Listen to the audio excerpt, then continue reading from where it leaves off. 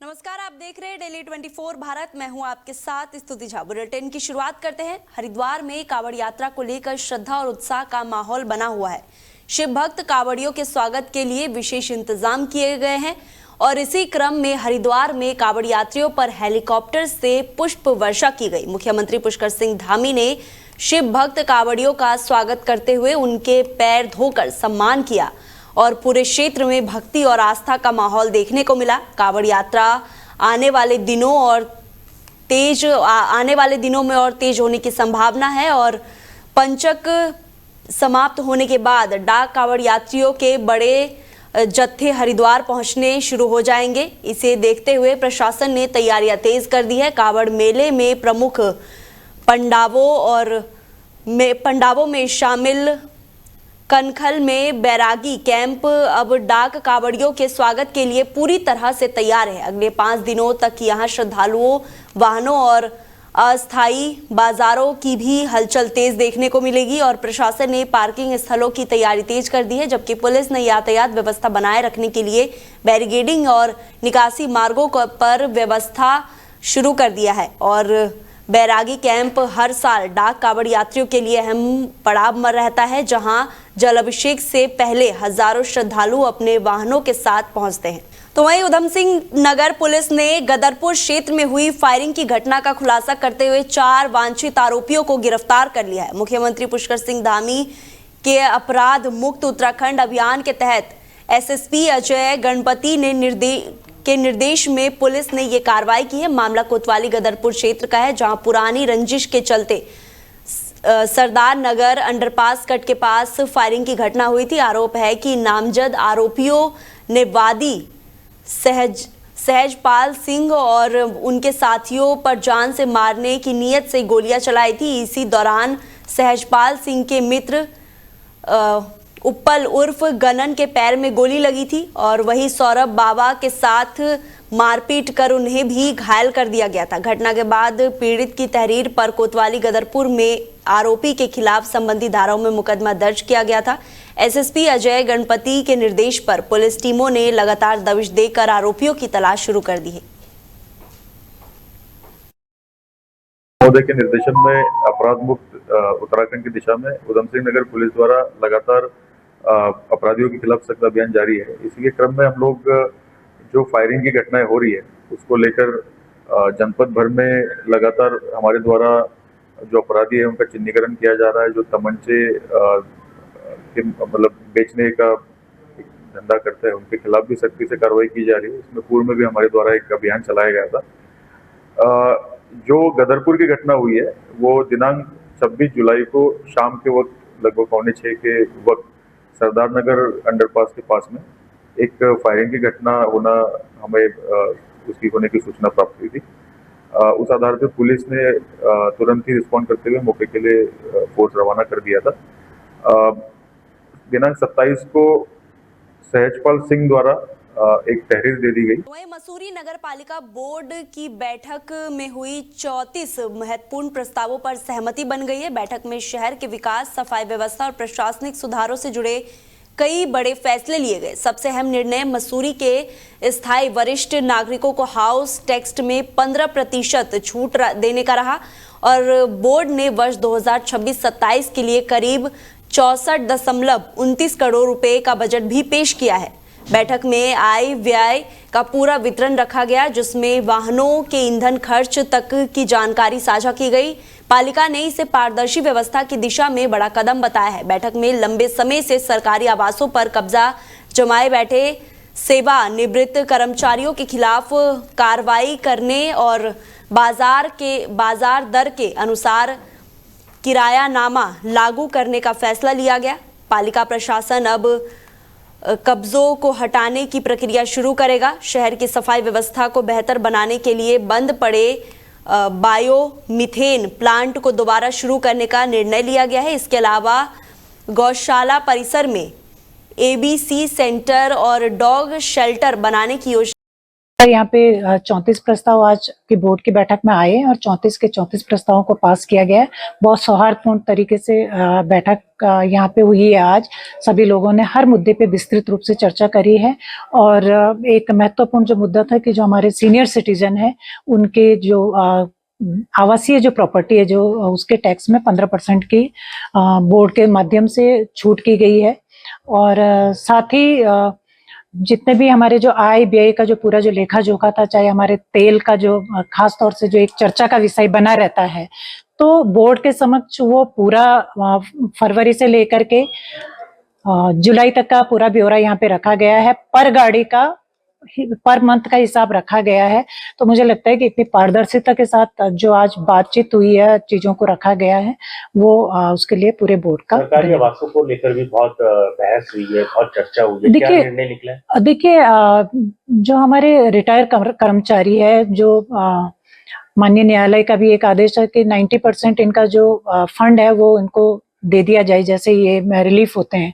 तो मुझे लगता है कि उसके एवज में हमारे आवास उनके पास रहते हैं। तो बोर्ड ने ये निर्णय लिया है कि उनके पास जो आवास रहते हैं उन आवासों को जो हमारा मार्केट रेट होता है उसके आधार पे वो किराया निर्धारित किया जाए। वो अगर आवास अपने पास रखते हैं तो वो किराया पालिका को जो मार्केट रेट है उस मार्केट रेट पे किराया खाली कराने चिन्हित कर रहे हैं पूरा ये। निश्चित रूप से जो लोग ट्रांसफर होकर के हमारे कर्मचारी चले गए हैं लेकिन आवास आज भी उनके पास यथावत है और जिन लोगों को जरूरत नहीं है, जो ताले बंद करके आवासों में ताले लगा के वो चले गए हैं, वो भी आवास हम लोग खाली कराएंगे। ट्रांसफर हो चुके जो कर्मचारी है वो भी आवास हम खाली कराएंगे। और कुछ ऐसी भी प्रॉपर्टियां हैं शहर के अंदर जो बहुत ही तो वहीं उधम सिंह नगर के कालीनगर गांव में स्मार्ट मीटर लगाने पहुंची बिजली विभाग की टीम को ग्रामीणों के विरोध का सामना करना पड़ा। विरोध इतना बढ़ गया कि स्थिति संभालने के लिए पुलिस को मौके पर बुलाना पड़ा। जानकारी के अनुसार बिजली विभाग के कर्मचारी गांव में स्मार्ट मीटर लगाने पहुंचे थे। टीम ने कुछ घरों में मीटर लगाने की प्रक्रिया शुरू कर दी थी। इसकी जानकारी मिलने के बाद बड़ी संख्या में ग्रामीण मौके पर पहुंच गए और उन्होंने स्मार्ट मीटर लगाने का विरोध शुरू कर दिया। ग्राम प्रधान पति श्रीनाथ विश्वास के नेतृत्व में ग्रामीण ने कहा कि वो अपने घरों में स्मार्ट मीटर नहीं लगाने देंगे। ग्रामीणों के विरोध के कारण मौके पर हंगामे की स्थिति बन गई और बिजली विभाग के कर्मचारियों को काम रोकना पड़ा। मामला बढ़ता देख पुलिस को सूचना दी गई। पुलिस ने मौके पर पहुंचकर ग्रामीणों को बिजली विभाग की टीम से बातचीत कराई और स्थिति को शांत कराया। हालांकि विरोध के चलते बिजली विभाग की टीम बिना अभियान पूरा किए वापस लौट गई। फिलहाल कालीनगर गांव में स्मार्ट मीटर को लेकर ग्रामीणों का विरोध जारी है। अब प्रशासन और बिजली विभाग के सामने ग्रामीणों की आपत्तियों का समाधान निकालने की चुनौती है ताकि योजना को आगे बढ़ाया जा सके। तो वहीं उधम सिंह नगर में कांग्रेस ने 8 अगस्त को हल्द्वानी में होने वाले भारतीय राष्ट्रीय कांग्रेस के राष्ट्रीय अध्यक्ष मल्लिकार्जुन खड़गे के कार्यक्रम को सफल बनाने के लिए तैयारियां तेज कर दी है। इसी को लेकर खटीमा और कांग्रेस कार्यालयों में जिला कांग्रेस कमेटी की बैठक आयोजित की गई और बैठक की अध्यक्षता जिला अध्यक्ष हिमांशु गावा ने की है। बैठक में कार्यक्रम की तैयारियों को लेकर विस्तार से चर्चा की गई। जिला अध्यक्ष हिमांशु गावा ने पदाधिकारियों और कार्यकर्ताओं से बड़ी संख्या में हल्द्वानी पहुंचने का आह्वान किया। उन्होंने कहा कि खटीमा और विधानसभा क्षेत्रों से हजारों कांग्रेस कार्यकर्ता कार्यक्रम में शामिल होंगे और इसे ऐतिहासिक बनाएंगे। बैठक के बाद हुई प्रेस वार्ता में हिमांशु गावा ने राज्य सरकार पर कई मुद्दों को लेकर हमला बोला। उन्होंने महिलाओं के खिलाफ अपराध, पेपर लीक, बढ़ती गुंडागर्दी, अवैध खनन और खनन माफियाओं के प्रभाव को लेकर सरकार को घेरा है। उन्होंने कहा है कि कांग्रेस जनता से जुड़े मुद्दों को लगातार उठाती रहेगी और जनहित की लड़ाई जारी रहेगी। बता दिया, यहाँ से इस खटीमा विधानसभा क्षेत्र से 15 बसें जा रही हैं और आपको बड़ा ताज्जुब होगा, जैसी इस उत्तराखंड के मुख्यमंत्री धामी जी स्कूल के बच्चे पढ़ते हैं ना, उस प्रकार की जो हरकतें कर रहे हैं। जैसे वह प्रोग्राम था वहां फील्ड दी गया, वहां नचने वाली किसी को बुलवा दिया गया, ऐसे ही 8 तारीख को फिर प्रोग्राम रखा उन्होंने। ये लोग हिले हुए हैं। आज इनकी हिम्मत नहीं है यहाँ से इलेक्शन लड़ सके। मैं दाव के साथ कह सकता हूँ, लड़े अगर हिम्मत है तो ये कहना चाहते हैं। ये ढूंढ रहे हैं कि कहां से लड़ेंगे, ये हालात हो गए। ये केवल खनन माफिया, आपका शराब माफिया, दुनिया भर के जो जमीन माफिया, उनको सहयोग कर रहे हैं। लगाइए इस उधम सिंह नगर में 2 जगह गैंग रेप हुआ, गैंग रेप माना रखा। ये आखिर क्या वजह है? आपका लाला एसएसपी को आपका इतना क्या प्यार है, क्यों नहीं आपने उसे हटा दिया अभी तक? ये चरम में कैसी व्यवस्था यहाँ है, हमें बड़ा ताजुब इस बात का होता है।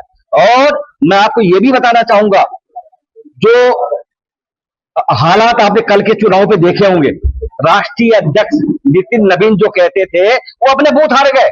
बहुत बड़ी देश की सबसे संसारी सबसे बड़ी पार्टी थी। तो अब जनता की समझ में आ गया है। और आपने देखा एनजी जंतर मंतर में आपने देखा हुआ, आपने देखे 25 बच्चों ने आत्महत्या कर दी। उसका दोषी कौन है? क्यों नहीं दंड दिया, क्यों नहीं इस्तीफा दिया? वो जब उनका दबाव था इस्तीफा दिया जा रहा है। आखिर उन जो 25 बच्चों ने, विद्यार्थियों ने आत्महत्या कर, उसका दोषी कौन है? उनके खिलाफ भी एफआईआर दर्ज होनी चाहिए।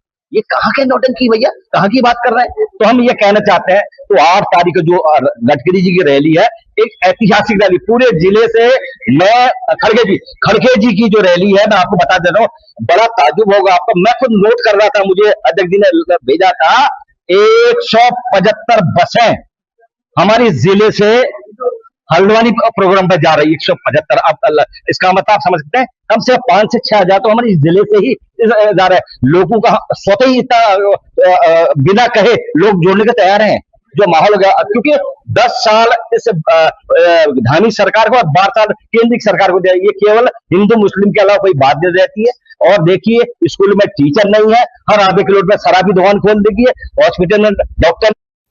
तो वहीं उत्तराखंड में बारिश का दौर जारी है। मौसम विज्ञान केंद्र ने 5 अगस्त को प्रदेश के पर्वतीय जिलों में भारी बारिश की संभावना जताते हुए अलर्ट जारी किया है। देहरादून और बागेश्वर जिले के कुछ इलाकों में बारिश को लेकर ऑरेंज अलर्ट जारी किया गया है। साथ ही इन क्षेत्रों में तेज गर्जन और बिजली चमकने की संभावना की भी चेतावनी दी गई है। मौसम विभाग ने टिहरी, पौड़ी, चमोली, उत्तरकाशी, रुद्रप्रयाग, नैनीताल, चंपावत, पिथौरागढ़ और उधम सिंह नगर के कुछ इलाकों में तेज बारिश, बिजली चमकने और गर्जन को लेकर येलो अलर्ट जारी किया है। विभाग के अनुसार आने वाले दिनों में भी प्रदेश में मौसम का मिजाज ऐसा ही बना रह सकता है और 10 अगस्त तक बारिश का प्रभाव देखने को मिलेगा। और भारी बारिश की संभावना को देखते हुए प्रशासन ने एहतियाती के कदम उठाए हैं और बागेश्वर जिले में जिलाधिकारी ने कक्षा 1 से 12वीं तक के सभी शैक्षणिक संस्थानों और आंगनबाड़ी केंद्रों में छुट्टी के आदेश जारी किए हैं।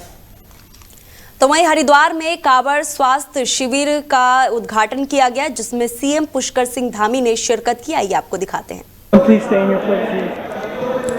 I request all, including the media, to remain in your designated spots.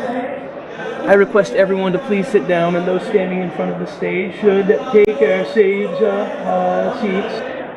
Those present in front of the stage, please take your seats. To the right of the stage, your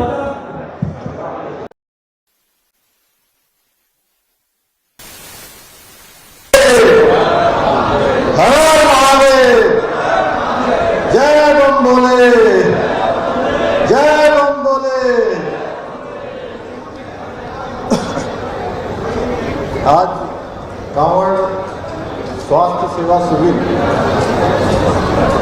के उद्घाटन अवसर पर और हमारे सभी शिव भक्त, हमारे पर्यावरण मित्र और पुलिस और सुरक्षा में लगे हुए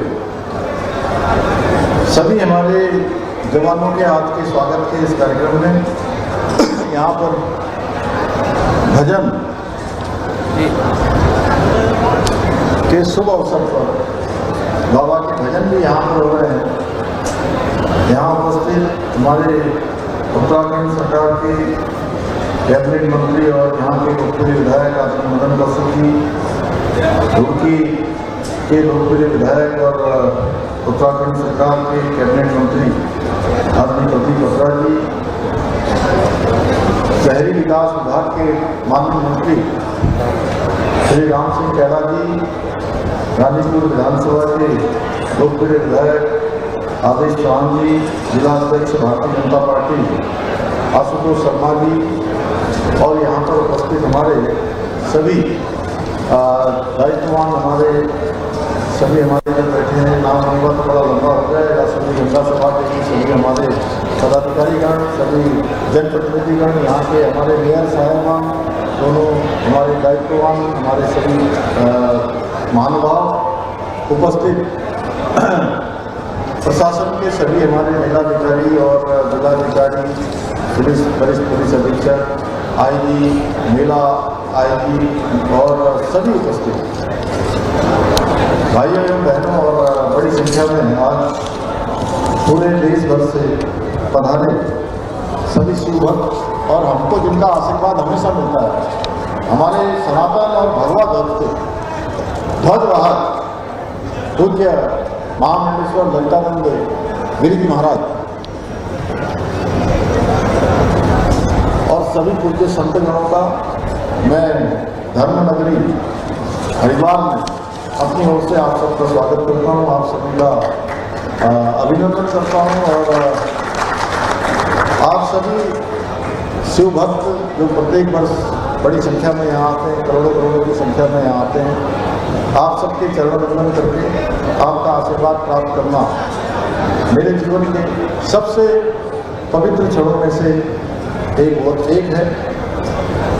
शिव भक्तों की सेवा करना सच में इस पवित्र श्रावण मास में और ऐसे कठिन यात्रा जो करके जाते हैं, लंबी लंबी यात्राएं, सैकड़ों किलोमीटर की यात्रा करते हैं और उनकी सेवा करने का यदि अवसर मिल जाए तो सच में ऐसा लगता है कि भोलेनाथ हम सबको अपनी पवित्र सेवा का अवसर दे रहे हैं, अपनी कृपा कर रहे हैं। और वैसे भी हमारे सभी पुराणों में कहा गया है, इन सब में शिव का ही रूप है। शिव की भक्ति से, शिव की सेवा से जो पुण्य प्राप्त होता है, वो सारा पुण्य हमारे इन सब भक्तों के सेवा से भी प्राप्त होता है। और मैं अपने को सौभाग्यशाली मानता हूँ कि पिछले 5 वर्षों से अनवरत रूप से मुझे सभी शिव भक्तों के बीच में आने का अवसर भी मिलता है, हमारे सभी कांवड़ यात्रियों का वंदन करने का अवसर भी मिलता है।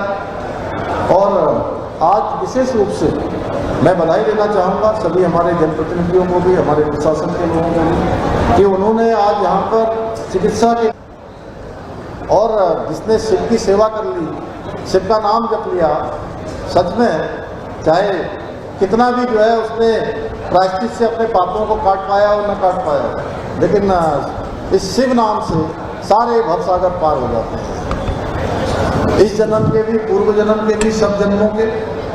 और वो श्रद्धा से, भक्ति से अत्यंत प्रसन्न हो जाते हैं। और एक लोटा जलाभिषेक करने से जो सच्चे मन से अर्पित किया जाता है, तो भगवान भोलेनाथ अपने भक्तों की सभी मनोकामनाएं पूर्ण कर देते हैं। और इसी अटूट आस्था के साथ हमारे करोड़ों करोड़ों शिव भक्त सैकड़ों किलोमीटर की कठिन यात्रा पूरी करके धर्म नगरी हरिद्वार से जल लेकर अपने अपने स्थानों पर पहुंचते हैं और लगातार बिना थके, बिना रुके, बम बम भोलों के जयकारों के साथ निरंतर अपने गंतव्य की ओर पहुंचते हैं। इसलिए ये कांवड़ यात्रा केवल एक आस्था का पर्व नहीं है, बल्कि ये सेवा, समर्पण और अनुशासन और सामाजिक एकता का भी महापर्व है। ये यात्रा हमें शिव भक्तों की सेवा कर पुण्य अर्जित करने का भी अवसर प्रदान करती है। और मुझे ये बताते हुए अत्यंत प्रसन्नता हो रही है कि इस वर्ष अभी तक 1 करोड़ से भी अधिक शिव भक्त सकुशल गंगा मां का जल लेकर अपने अपने स्थानों को प्रस्थान कर चुके हैं। भाइयों बहनों, आज आदरणीय प्रधानमंत्री श्री नरेंद्र मोदी जी के नेतृत्व में देश में सनातन संस्कृति के संरक्षण और पुनर्जागरण का अभूतपूर्व कार्य किया जा रहा है। चाहे वो काशी विश्वनाथ का कॉरिडोर बनाना हो, महाकाल लोक का निर्माण हो, श्री राम जन्मभूमि जैसे दिव्य और भव्य धार्मिक स्थलों का नवनिर्माण, पुनर्विकास। आज पूरी दुनिया भारत की सांस्कृतिक चेतना का को देख रही है और भारत पूरी दुनिया के लिए सांस्कृतिक और पुनर्जागरण इस यात्रा का प्रतीक बन चुका है। हमारे राज्य में भी आदरणीय प्रधानमंत्री जी के नेतृत्व में, चाहे वो केदारनाथ धाम का नवनिर्माण पुनर्निर्माण हो। आप सभी में शिव भक्तों को, यहाँ के सभी लोगों का स्मरण कराना चाहता हूँ कि 2013 की जो भयावह त्रासदी आई थी, उस त्रासदी के बाद वो पूरा का पूरा परिसर क्षतिग्रस्त हो गया था। भीषण प्रलय थी वो, और उस प्रलय के बाद फिर से उसको भव्य केदार और दिव्य केदार बनाने का काम माननीय प्रधानमंत्री नरेंद्र मोदी जी के नेतृत्व में संपन्न हुआ है, और अब भव्य केदार और दिव्य केदार बन चुका है। अनेकों काम वहाँ पर हुए हैं। आप सब शिव भक्त वहाँ जाएंगे तो देखेंगे किस प्रकार से आस्था पथ का निर्माण हुआ है, किस प्रकार से वहाँ शंकराचार्य जी की समाधि स्थापित की गई है,